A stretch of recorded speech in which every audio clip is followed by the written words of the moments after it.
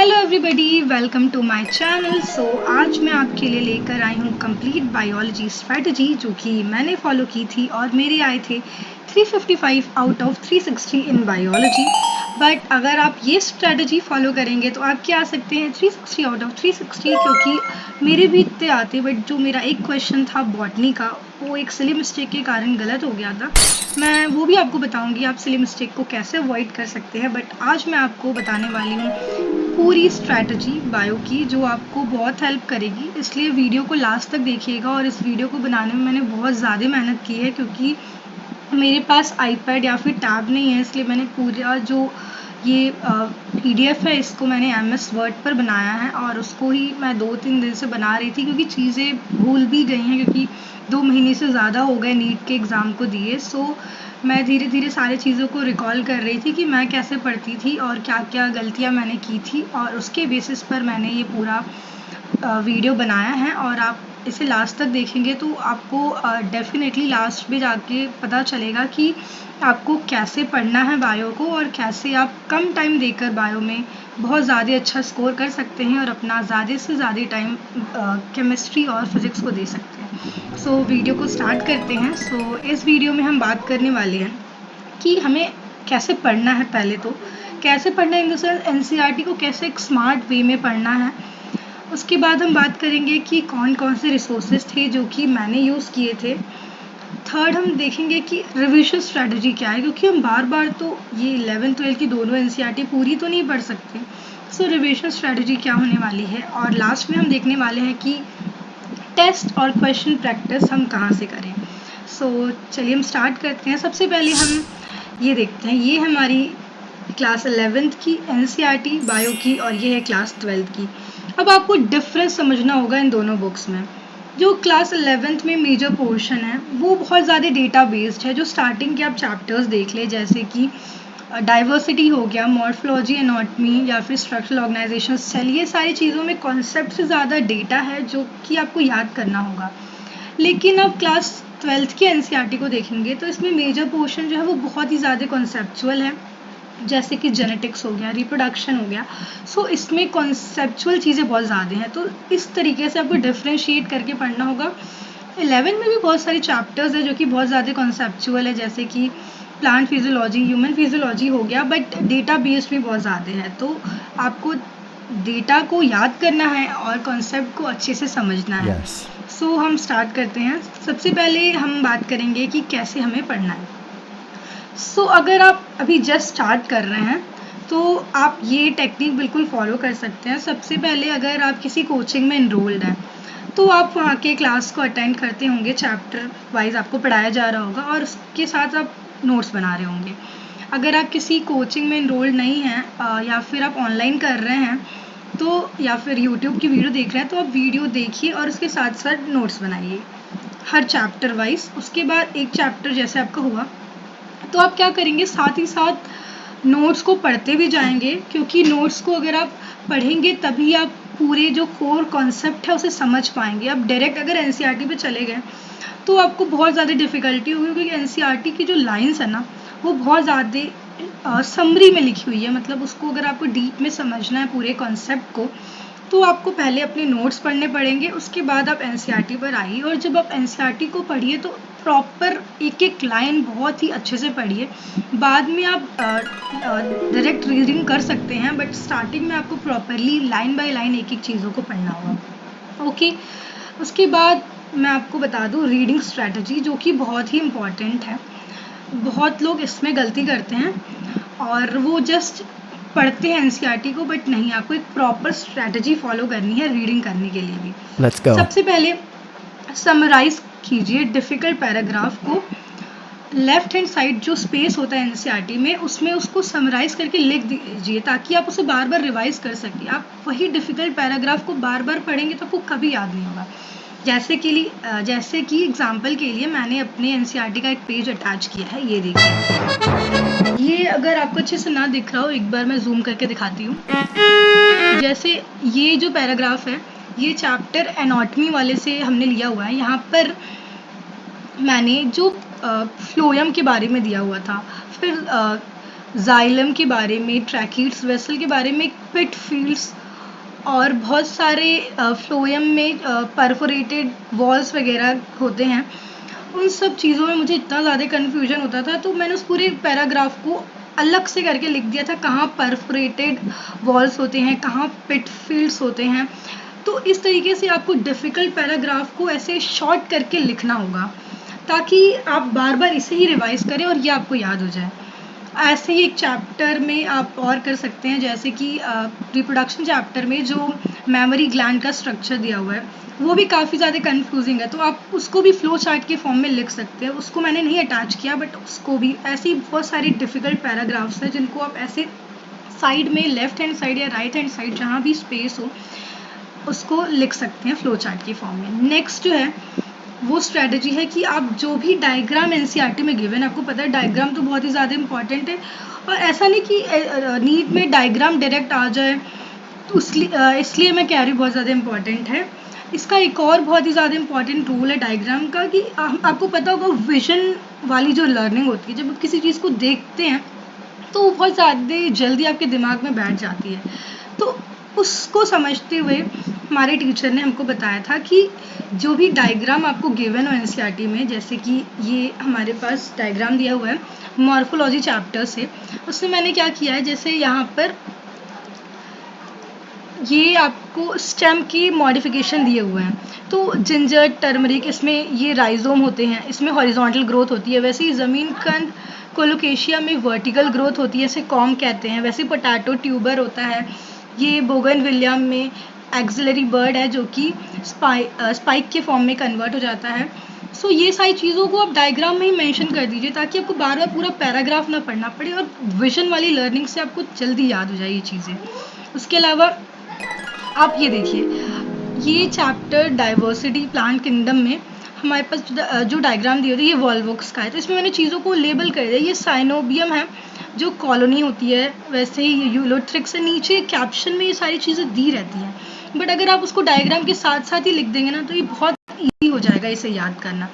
साथ में यहाँ पर जैसे ये डायग्राम दिया हुआ है लेमिनेरिया का, तो अगर ये एग्ज़ाम में आ गया कि ये डायग्राम है, बताओ ये क्या है, तो अगर आप नीचे लेमिनेरिया लिखा है तो आप उसे बार बार देखेंगे, फिर ऊपर डायग्राम को देखेंगे तो नहीं याद होगा, बट अगर आप इसके साथ ही यहाँ पर ही लिख लेंगे कि ये लेमिनेरिया है, तो विजुअल लर्निंग जो है वो बहुत अच्छी होगी, और आपको तुरंत ही जैसे डायग्राम सामने आएगा तो आपको पता चल जाएगा कि ये लेमिनेरिया है। सो ऐसे आपको स्मार्ट तरीके से रीडिंग करनी है।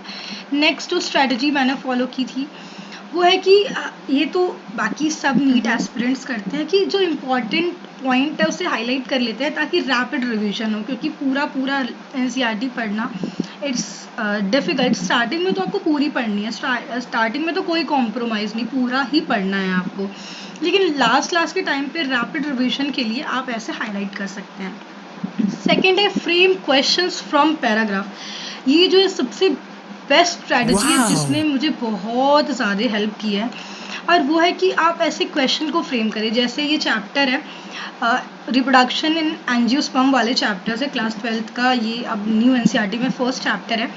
तो उसमें ये जब पैराग्राफ पढ़ा तो मुझे ऐसा लगा कि यहाँ पे असर्शन रीजनिंग बन सकता है। जैसे कैसे, यहाँ पे अगर असर्शन है आपके पास कि the flowers produce enormous amount of pollen grain when compared to number of ovules available for pollination. तो इसका रीज़न क्या होगा? To compensate for this uncertainties and associated loss of pollen grain. तो ये जो है इसका रीज़न हो जाएगा। तो ऐसे आपको क्वेश्चन में असर्शन, रीजनिंग या फिर आपको स्टेटमेंट आपको फ्रेम करने हैं, ताकि आपको किसी और बुक की ज़रूरत ना पड़े, आप खुद में ही अपनी जो एनसीईआरटी है उसको ही एक क्वेश्चन बैंक बना लें। और मैंने ऐसे ये तो एक सैम्पल है, बट मैंने अपनी पूरी एनसीईआरटी में ऐसे ही करके रखा हुआ था। उसके बाद है segregate all the examples from paragraphs. जैसे कि एग्जाम्पल लर्न करने में बहुत दिक्कत होती है, मुझे भी स्टार्टिंग में एग्जाम्पल्स याद ही नहीं होते थे। तो एग्जाम्पल लर्न करने का तरीका एक है कि आप पैराग्राफ में से जितने भी एग्जाम्पल्स हैं वो सिग्रीगेट कर ले। जैसे कि ये हमारे पास एल्गी वाला पैराग्राफ था, उसमें से मैंने ये एडिबल एल्गी का एग्जाम्पल्स दिया था, उसको मैंने ऐसे सिग्रीगेट कर लिया कि पोरफायरा है, ये रेड एल्गी है। उसके अलावा लेमिनेरिया और सरगैसम है, ये ब्राउन एल्गी है। उसके अलावा क्लोरेला है और ये क्या है, ग्रीन एल्गी है।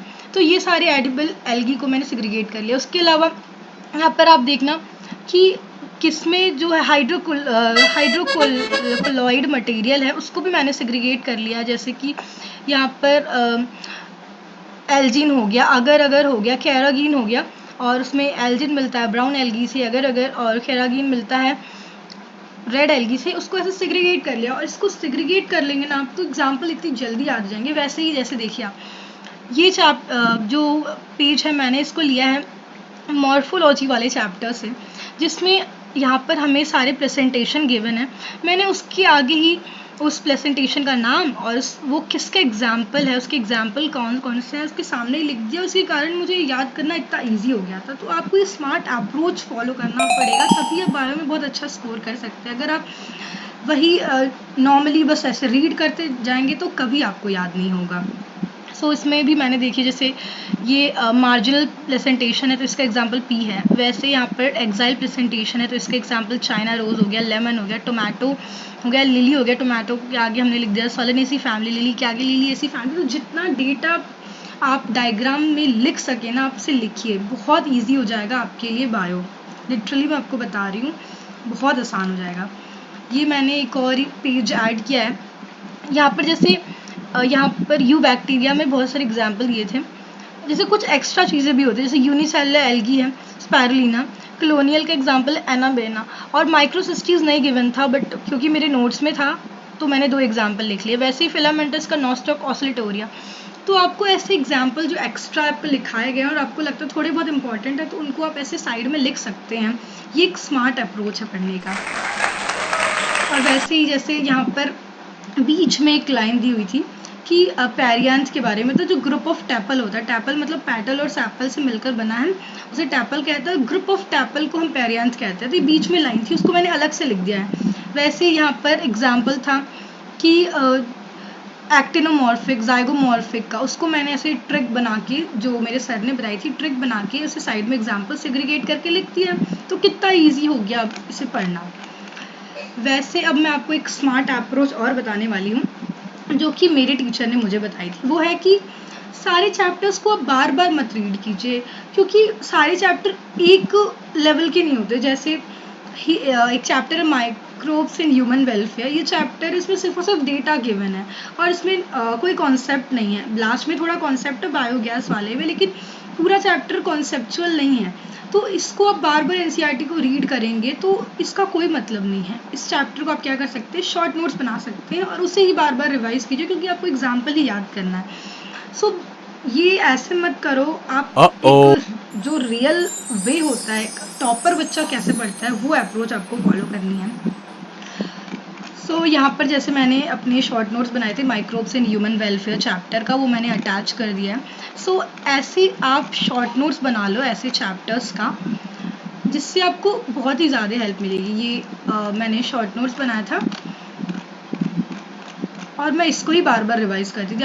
अगर आपको ये शॉर्ट नोट्स चाहिए हो तो डिस्क्रिप्शन में मेरा टेलीग्राम चैनल है और पिन कमेंट में भी मैंने लिंक डाल दिया, उसको आप ज्वाइन कर सकते हैं अगर आपको शॉर्ट नोट्स बनाए चाहिए हो तो।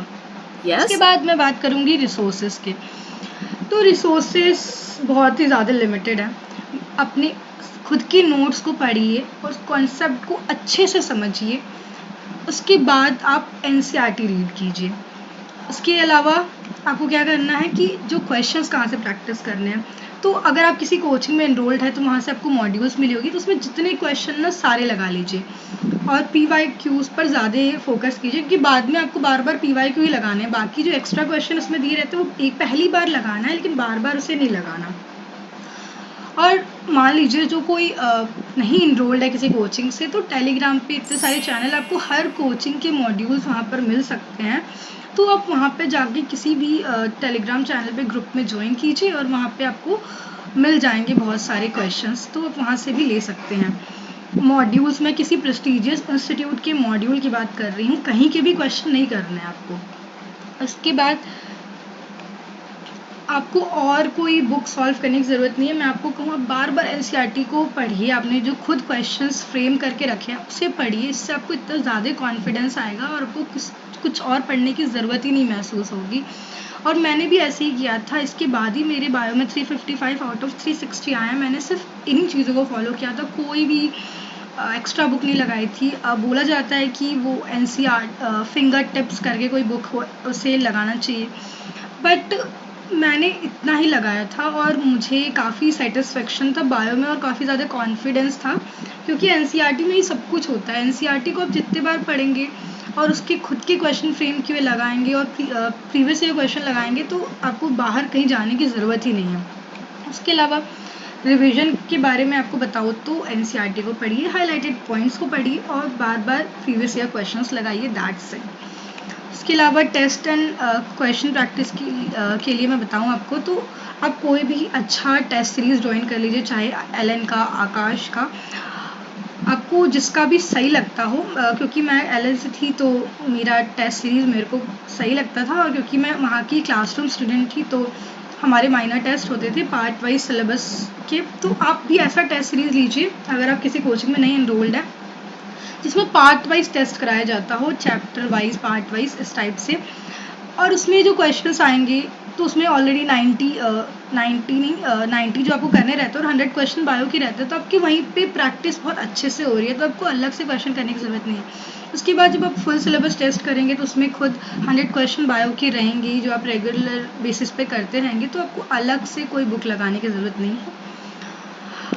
सो ये सारी चीज़ें हैं जो आप अगर आप फॉलो करेंगे तो आपको बहुत ही अच्छा रिजल्ट मिलेगा। मुझे पता है वीडियो थोड़ी बड़ी हो गई है, लेकिन मैंने वो सारे पॉइंट्स कवर किए हैं जो कि मुझे लगते थे मेरे पॉइंट ऑफ व्यू से कि बहुत ही ज़्यादा इम्पॉर्टेंट है और जिसने मुझे हेल्प की है बायो में 355 आउट ऑफ 360 स्कोर करने में। और आप मेरे को ये भी बताना कि अगर आपको वीडियो चाहिए जिसमें मैं आपको ये बता दूं कि कौन से चैप्टर को आपको पूरा बार बार रीड करना है और कौन से चैप्टर की शॉर्ट नोट्स बनाने हैं, तो आप मुझे कमेंट बॉक्स में बता सकते हैं। और मुझे ये भी बताना आपको वीडियो कैसा लगा, क्योंकि इसको बनाने में मैंने बहुत ज़्यादा मेहनत की है। So that's it for the video, thank you so much, bye bye.